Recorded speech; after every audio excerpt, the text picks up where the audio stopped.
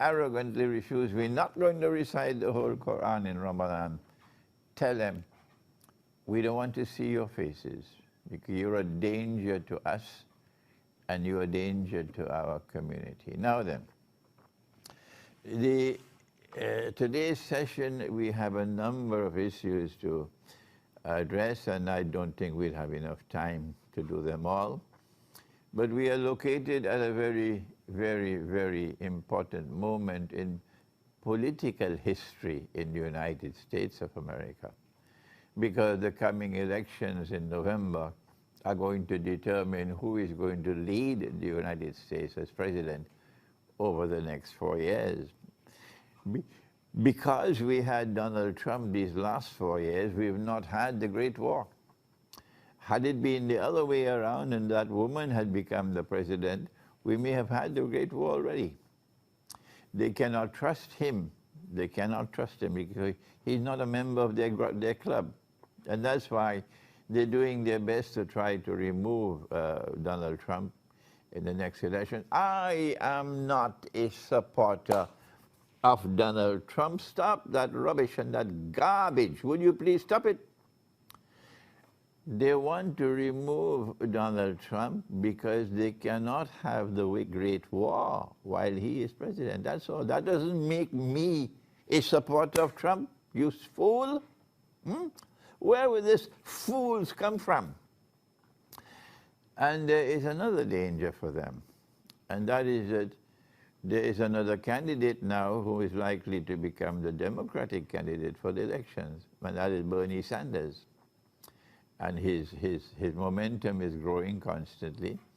And there is quite a likelihood that he could become the candidate and he could probably defeat Trump in the elections because he is battling for the poor in the United States. They're battling for the poor. Every politician does that at election time. Every politician.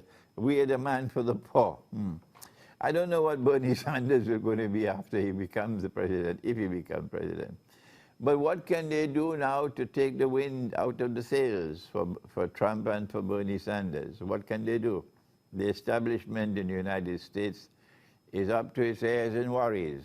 And I am suggesting to you this morning, don't be surprised, one of their favorite tricks is a false flag act of terrorism, which can then be used to hammer the nail down and to deflate the Bernie Sanders campaign and also Trump's campaign.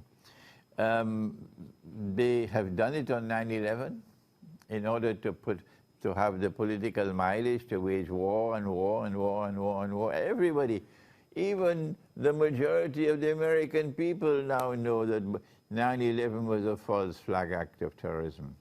The majority of the American people know that the American government is lying on 9/11. At a time like this in the world, when false flag acts of terrorism, when lies are being perpetrated, the world of Islam, the world of Orthodox Christianity needs scholars who are not afraid to speak the truth. That there are three kinds of lies.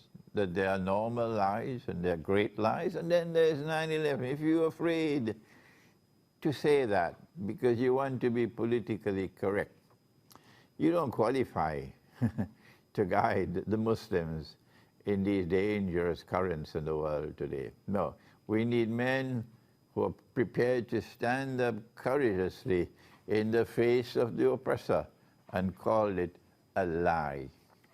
This then is for the U.S.